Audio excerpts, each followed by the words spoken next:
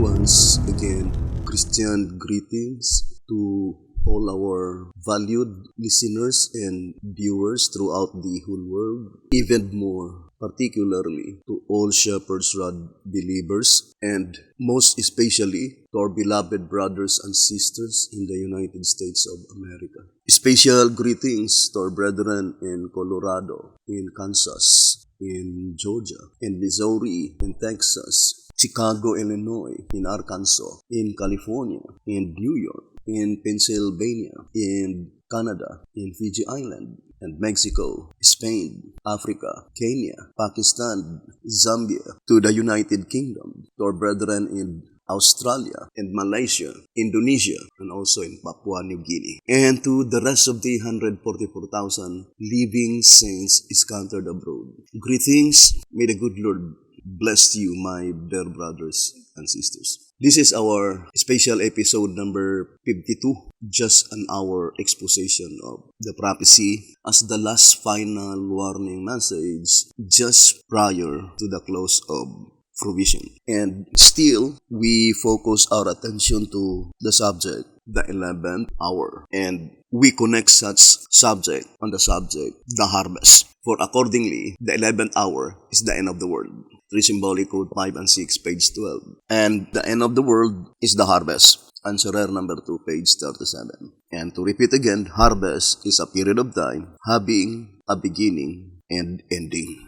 Answerer number 2, page 36. And accordingly, in 3 symbolic code 5 and 6, page 12, the 11th hour is to be the end of the world.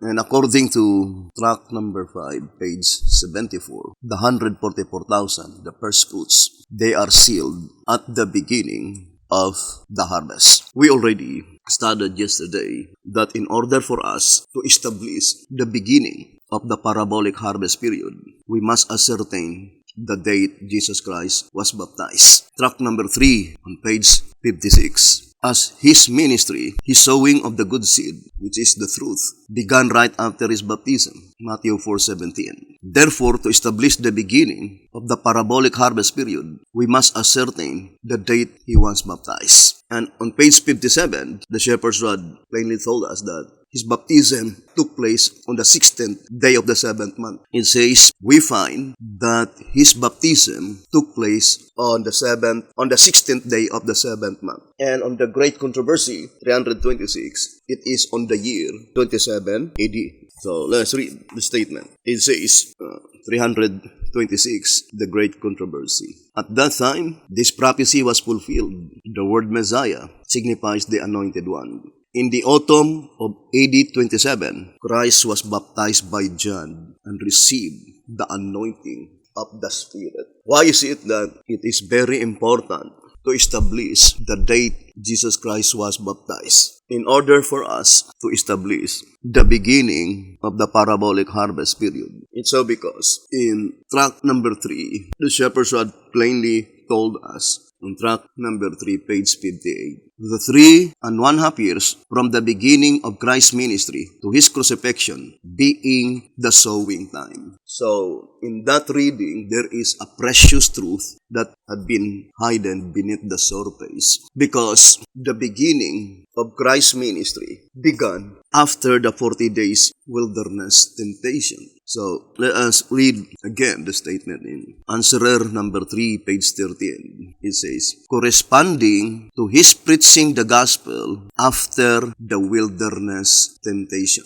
And also, the statement in track number 3, the quotation is Matthew 4:17. So let us read again track number 3, page 56. As his ministry, his sowing of the good seed, which is the truth, began right after his baptism. Matthew 4:17. So when does the sowing of the good seed commence? Began right after his baptism, but in more specific term, that is after the 40 days wilderness temptation. And that is the time when Jesus Christ entered into the synagogue of Nazareth. So the particular object in view in this subject is the fulfillment of the prophecy on Isaiah 61. Because that is the gospel that Jesus Christ read when he entered into the synagogue of Nazareth. It says here, the first verse and part of the second apply to Christ himself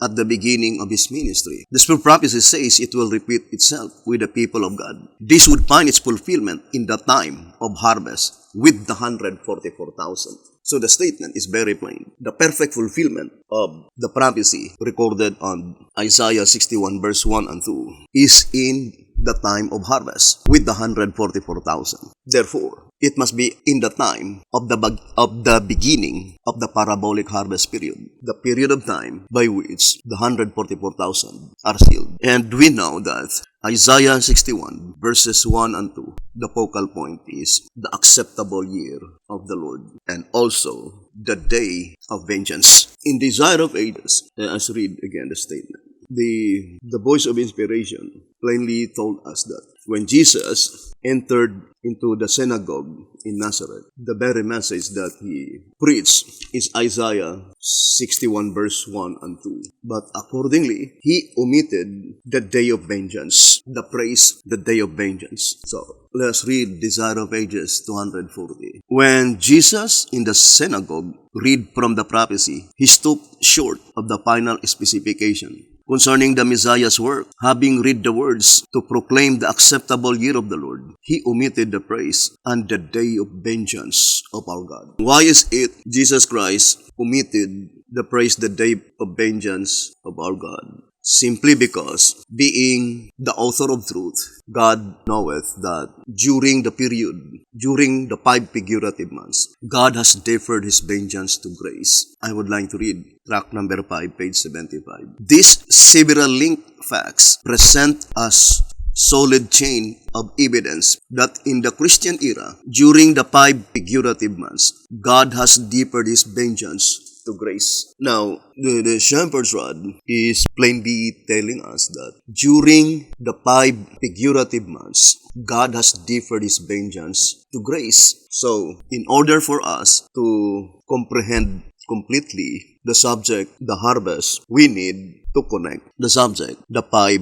figurative months. So, let us familiarize the 5 figurative months. Now, let's read tract number 5, page 74.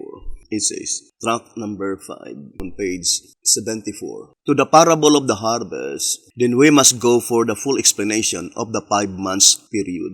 Tract number 5, page 74. It says here, to the parable of the harvest, then we must go for the full explanation of the 5 months period. So it needs full explanation. There is no possibility that we could be able to comprehend the parable of the harvest unless we obtain the full explanation of the 5 months period.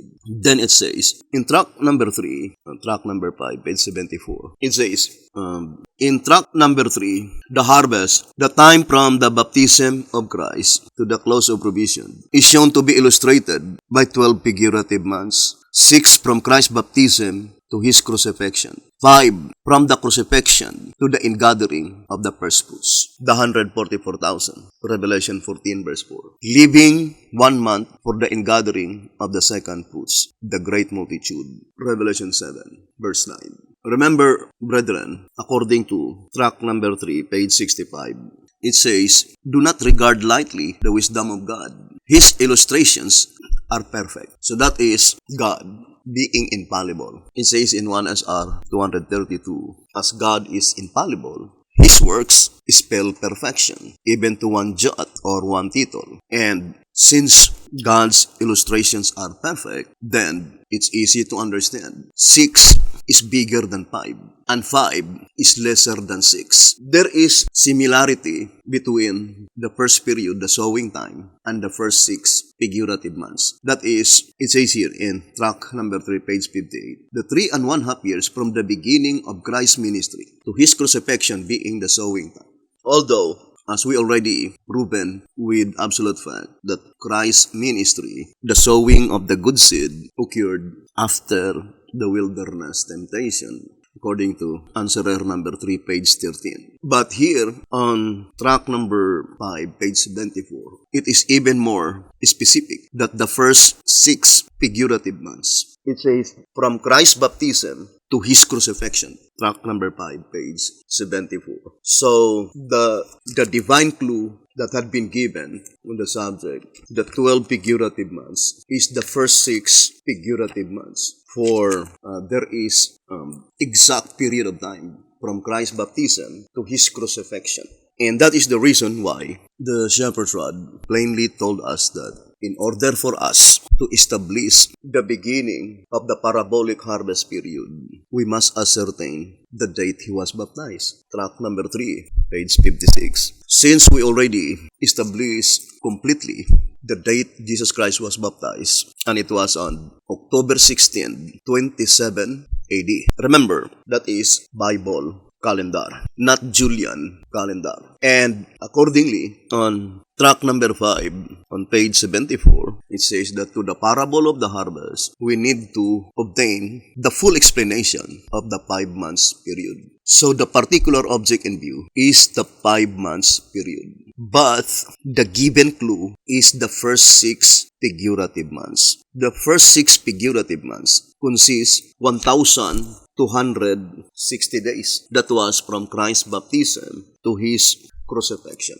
So through that given clue, we can easily discern by the help of the Spirit of Christ. By dividing 1,260 days, it must be divided by 6. For 1,260 days is the entire period of the first 6 figurative months. So let us divide 1,260 divided by 6 must be 210. Therefore, each figurative month consists of 210 days. So there must be 210 days each figurative month. Then to find out the exact period of time of the 5 months period, we need to multiply 210 times 5. So 210 times 5 equals 1,050 days. And maybe diagram 268, slide 2 can help. So let's begin on 268, slide 1. So that is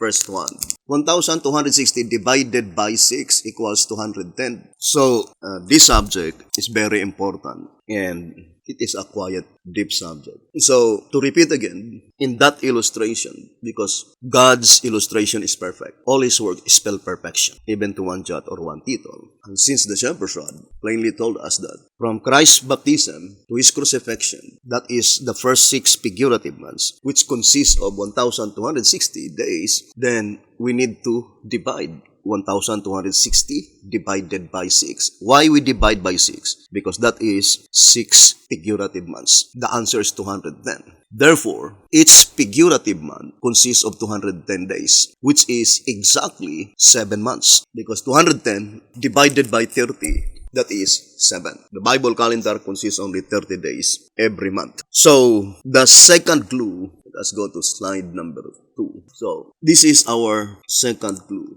And of course, 6 is bigger than 5, and 5 is lesser than 6. So in the perfect fulfillment of the prophecy, it must be that the 5 months period must be exactly 1,050 days. It must be exactly 1,050 days. Because if you will begin the 5 figurative months on 31 AD, it's already more than 1,000 years. Therefore, the illustrations are not perfect. That number 6 is lesser than 5.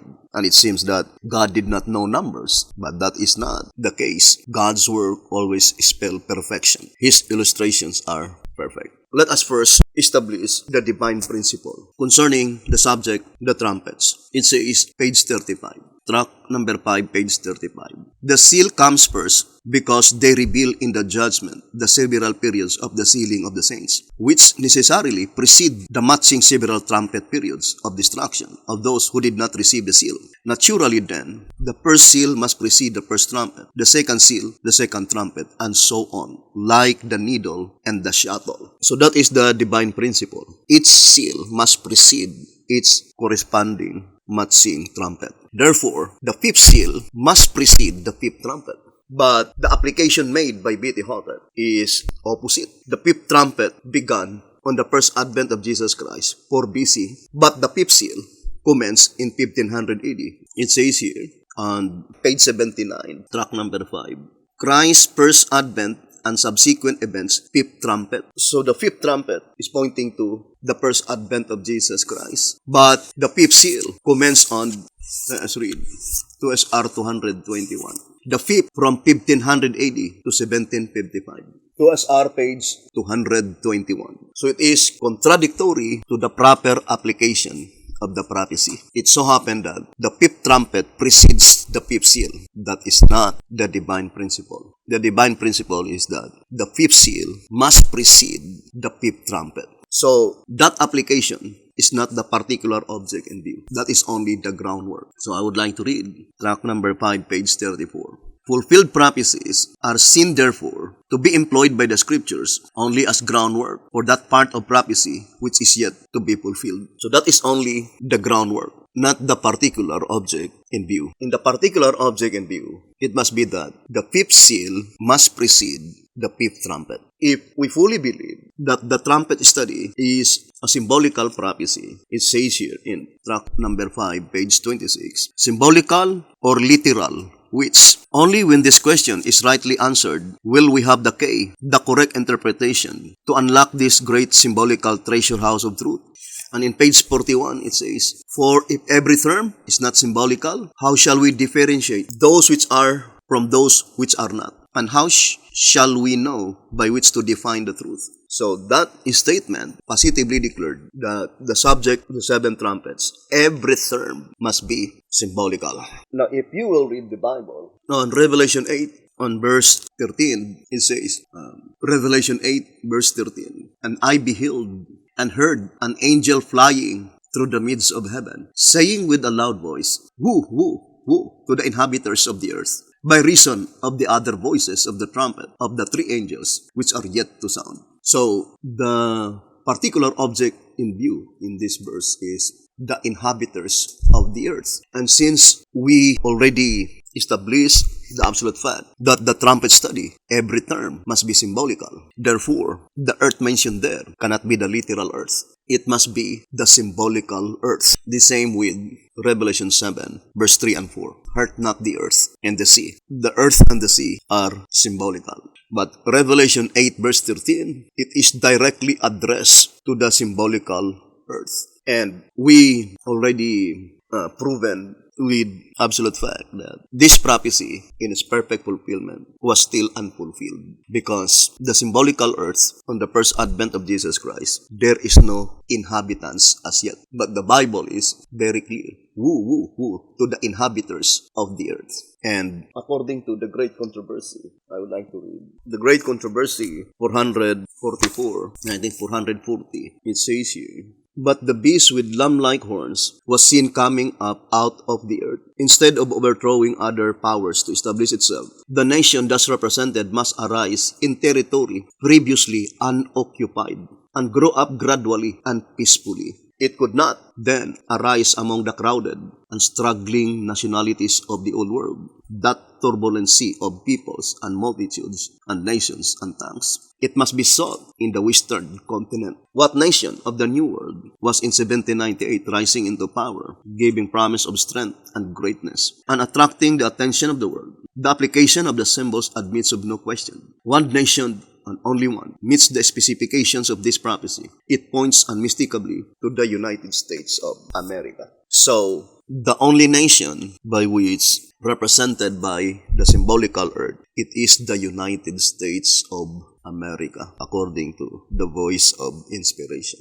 And since the trumpet study is a symbolical prophecy, every term must be symbolical. Revelation 8 verse 13 must be symbolical. The earth mentioned there must be symbolical earth. And it cannot be applied on the first advent of Jesus Christ, because at that time, the symbolical earth is still unoccupied. So, we need now to make a list to prove that the application made by B.T. Hopper is only the groundwork, which is in absolute importance to comprehend the particular object in view. I would like to read track number 5 on page 32. The statements which must shortly come to pass. Revelation 1 verse 1. And I will show thee things which must be hereafter. Revelation 4 verse 1. go to say that the revelation is given with the one particular object in view, of showing the things lying not behind, but ahead of John's time, with reference being made only incidentally to the past, in order to lay the necessary foundation upon which to build the future. So the statement is very plain. The particular object in view cannot be lying behind from the time John the Revelator saw the vision. It must be from 100 AD onwards, not backwards. So the application of the 5 figurative months in its perfect fulfillment cannot be in 4 BC, because that is backward from the time when John saw the vision. And the Jumper's Rod plainly told us here in 2SR, page 100, 2SR page 191. Therefore, the word hereafter in Revelation 4 verse 1 means from the time of the vision, pointing forward to 1844. So, the particular object in view in the vision of John must be from 1844 onwards, which is called the time of the end, as stated by the Sharper's Rod, even the book of Daniel.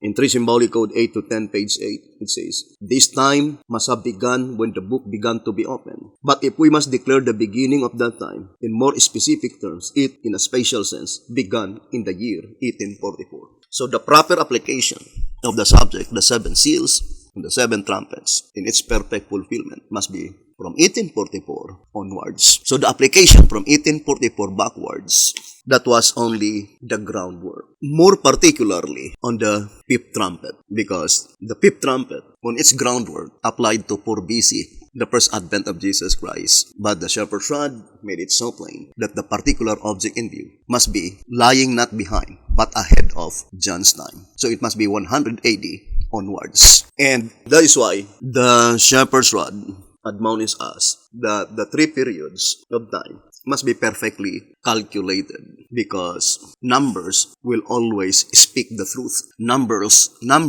do not lie. So I would like to read again. Track number 3, page 54. The seed sower, the seed, the field, the season of cultivation and growing, and the season of harvest must together be perfectly calculated to illustrate the spiritual kingdom. Otherwise, the representation can only lead into error instead of into truth. So the period of sowing, the period of growing, and the period of harvest, these 3 periods must be perfectly calculated. Otherwise, the representation can only lead into error instead of into truth. Of course, the term perfectly calculated, such calculation must be perfect. So, and perfect calculation cometh only from God. So, at the time when such perfect calculation come, indicates that God Himself is at work. In order for us to prepare the coming events, God bestowed unto us the gift of understanding concerning such perfect calculation. And the next reason why it cannot be applied on the first advent of Jesus Christ, because if we will say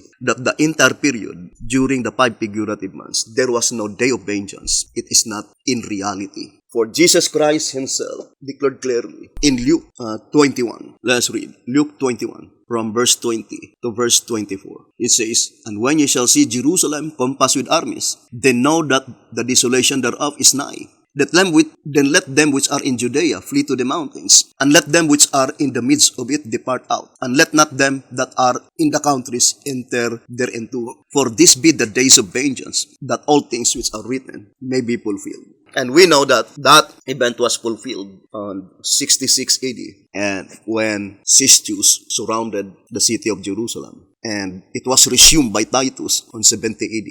And at that time, God's people are celebrating the Passover week, which is the day of vengeance. So all those things are only the groundworks. The particular object in view must be in the judgment that pertains to the living. And according to 1SR 154, it says, "The day of vengeance in Isaiah 61 verse 2 follows the year." So in the perfect fulfillment of the prophecy, the day of vengeance must follow the year of my redeem. Now, if the year of my redeem commenced in 27 AD, supposed to be the day of vengeance must be in 28 AD. That's why that could not be the perfect fulfillment of the prophecy. Because the perfect fulfillment of the prophecy the year of my redeem, that is the acceptable year of the Lord, by which the 144,000 are to be sealed. And immediately after that year, the acceptable year of the Lord, the year of my redeem, is finished, then follows the day of vengeance. So, we will continue tomorrow to establish firmly, concretely, with absolute facts, when would that be the perfect fulfillment of the acceptable year of the Lord, by which after that acceptable year of the Lord, immediately follow the day of vengeance. We'll continue this subject tomorrow, and may the good Lord bless you, brothers and sisters. Thank you very much for listening and viewing this program. Have a beautiful evening.